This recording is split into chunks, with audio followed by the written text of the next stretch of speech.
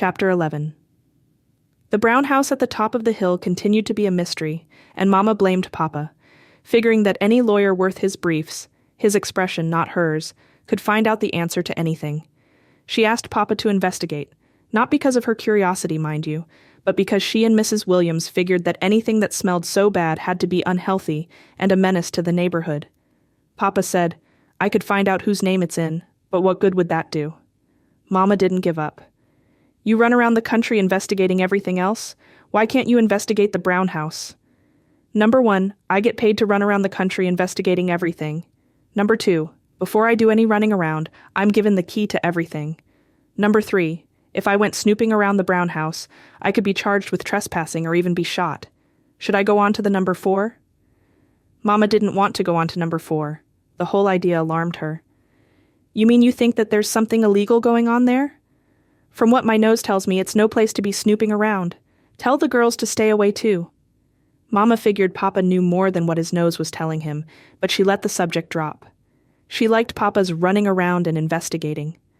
Most of Papa's business trips were by automobile, and he usually took us along even if he had to take us out of school. He claimed that travel was an important part of our education. Our teachers didn't agree, however. Our trips all started out with Papa announcing the hour of departure well in advance. "You know, Mama, this is not a pleasure trip, it's business." He would be brushing his teeth at the kitchen sink because the bathroom was under heavy traffic. Of course, Mama knew.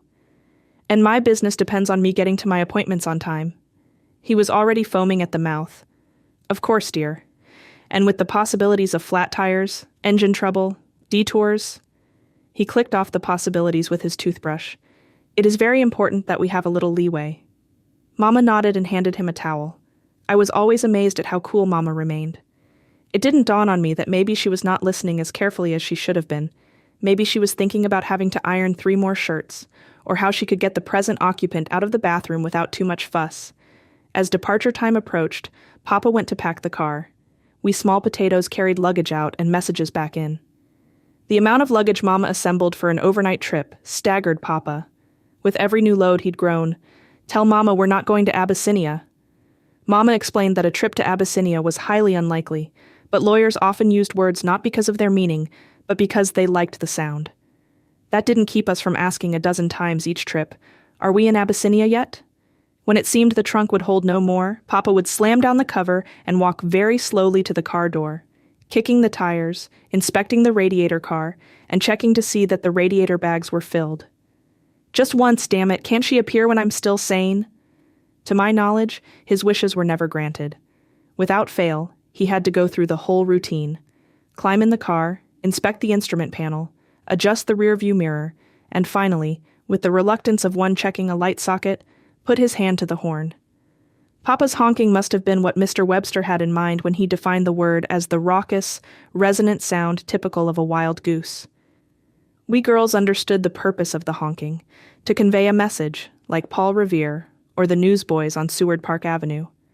What we couldn't understand was why Mama didn't get the message until Papa was at the point which we girls defined as having a fit.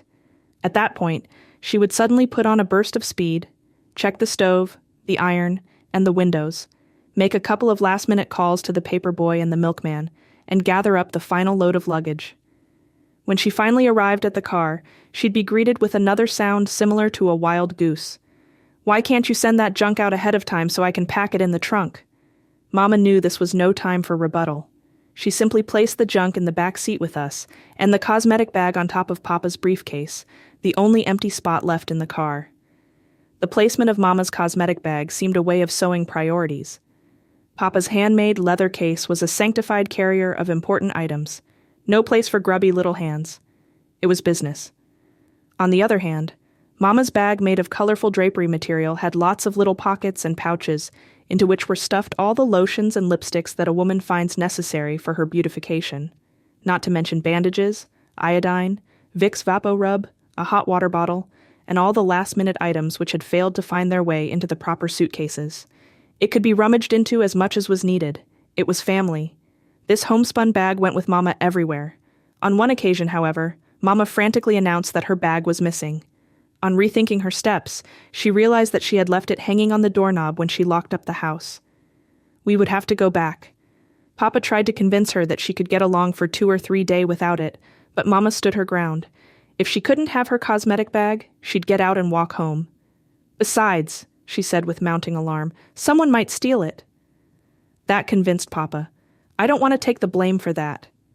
Once on the road, Papa would begin to elaborate on the virtues that Mama lacked. One person owes to another to be on time. When you take a man's time, it's like stealing his money. Time is money. Boy, how I wished. I tried to estimate how many jawbreakers I could buy at Mr. Morrison's candy store with all my spare time. As the miles passed, Papa mellowed, and we were subjected to another virtue that he claimed Mama lacked, traveling light. He'd tell us about their first trip with their 3-month-old baby when they were moving from San Francisco to Portland aboard a small ship called the Bear. Mama took so much junk it almost sank the ship. Mama wasn't affected much by Papa's oratory. It was a time she could keep us children quiet so that she could enjoy the scenery, and she knew that, as Papa drove through the beautiful countryside, the wild goose would ultimately evolve into a happy sparrow. Just think how fortunate we are, Mama, to be living in this great Northwest. That's when we girls were able to get in a word. Are we in Abyssinia yet? One of our favorite trips was the journey to Portland, Oregon. Besides Papa's business, it was a time of music, parties, and reminiscing with old friends. Mama got to visit her vivacious auburn-haired cousin, Frances Thomas, after whom I was named. It also gave Papa the opportunity to show us his handiwork. He would drive us out to the little house they had built on a small acreage in Aloha, a town west of Portland. I did most of the carpentry myself. Gosh, it's so little, Fleur said. Mama explained. We didn't have much money, but we planned to build on when we had more. But instead of our money going towards materials, it went towards another baby. That's where Franny was born, May 28, 1917. Papa put the gear shift into neutral and sang a little ditty. How does a fella say hello to his baby in aloha if aloha is the way to say goodbye? And there's the chicken house, Flora pointed out.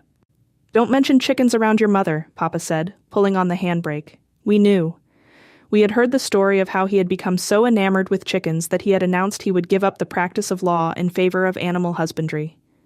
Mama put her foot down. She said she had married an attorney, and she intended to keep her status quo. What's a status quo, Papa? We asked. It means if you're getting a nice paycheck in a white envelope, why go out and pluck chickens? I figured I would end up doing the plucking, Mama said, but she couldn't pluck chickens because... We were always amazed at this part. She had to play the piano with a little dance band at the Grange Hall on Saturday nights. That saved us from the poorhouse, Papa said. Mama loved talking about her musical career. I played right up to the week before Franny was born. Everyone in Aloha kept track of Mama's condition. They wanted to know how many Saturday night dances they'd have to cancel.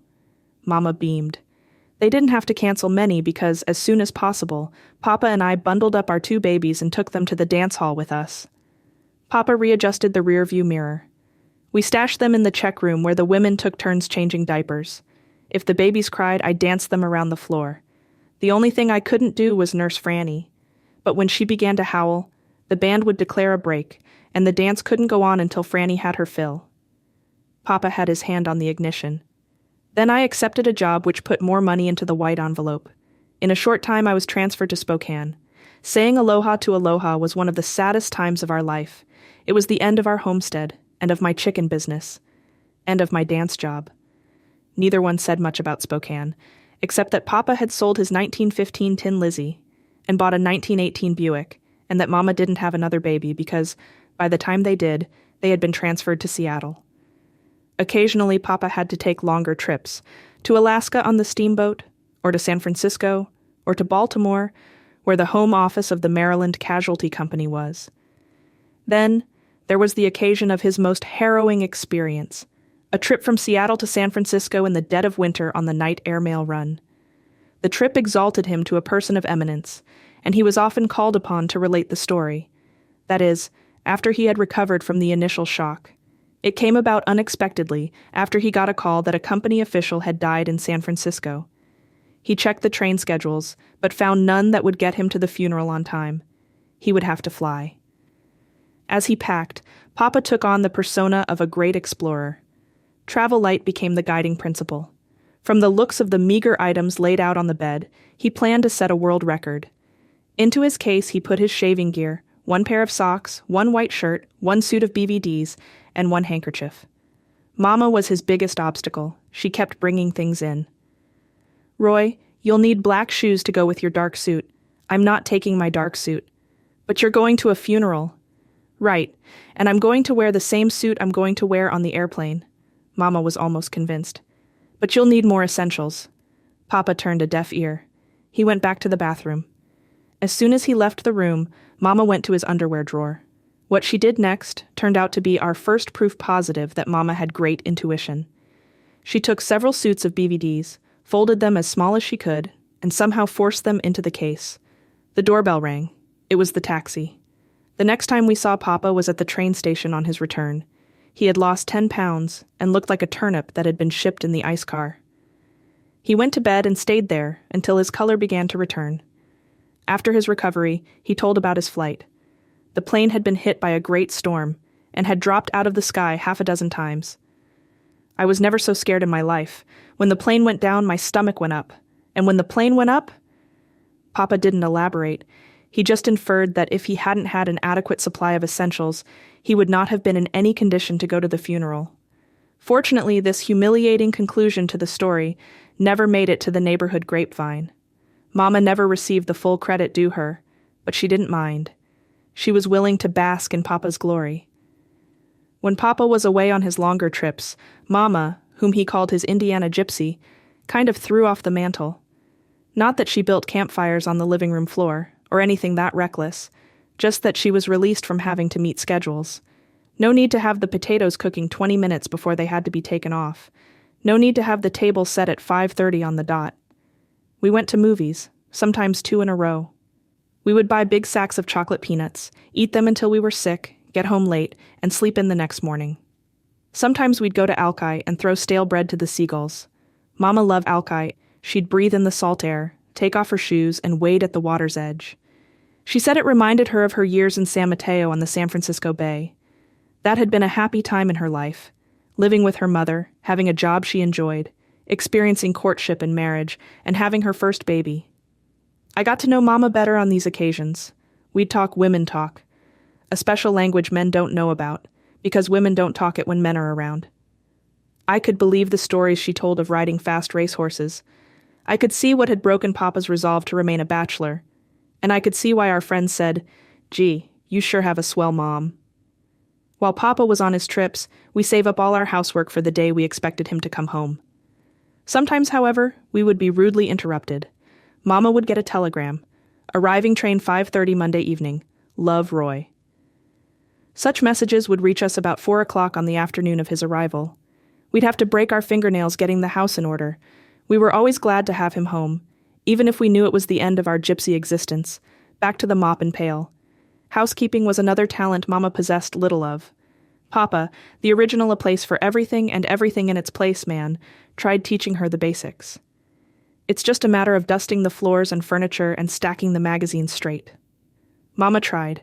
She would start out with the dust mop, and 5 hours later, we would be exhausted. All the furniture in the house would be moved, and the magazines still weren't stacked straight. Moving furniture stirred up Papa's red corpuscles. "We bought that Davenport expressly to fit in that place," he'd roar. "At least leave my things alone." Generally, we did. We had great respect for Papa's things. Perhaps Papa disliked furniture moving because of his little economies. After the dinner dishes were done and we girls were doing our studying or whatever, he would go about the house turning out lights, confident that his sense of familiarity made illumination unnecessary. I don't know why my family is more loyal to the light company than to their poor, old, hard-working father. You'd think I was a politician instead of a struggling attorney. At about 9:30, Papa would head for the dark stairs. When Mama suggested that he turn some lights on, he boasted, "I don't need any lights to get undressed. I know where my clothes are. I only need lights to get dressed, because I never know where you might have decided to move my clothes to." One day, while we were at our chores, Mama sent Dorothy upstairs to dust around a bit while she went to the basement to do the washing. Florence and I were straightening up the living room and began hearing loud scraping noises overhead. "Sounds like Dora is busy," Flor said. I agreed. "She's moving something big, maybe the chimney." That was a joke, of course. Dorothy was puny and couldn't possibly move the chimney. When Papa came home that evening, Dor told him she had a surprise for him, but that he was going to have to wait. He was content to wait. When he started for bed that night, we heard him only out of the corners of our ears, as it were, groping up the stairs, through the upstairs hall, and into his bedroom. Dorothy was listening intently. "Papa's sure going to like his surprise." We heard a crash. It sounded like someone had dropped the chandelier in the Pantages Theater. We all ran up the stairs. When we got to Papa's room, we flicked on the light switch, and there was Papa sprawled on the floor. "Who in the hell moved my bed?" he roared. Dorothy was woebegone. "That was my surprise." Papa limped around for days, making a great drama of his injuries. Strangely enough, he still hadn't learned his lesson. One night, he found his way into the dark bathroom and got comfortably settled before realizing that Mama had just repainted the toilet seat.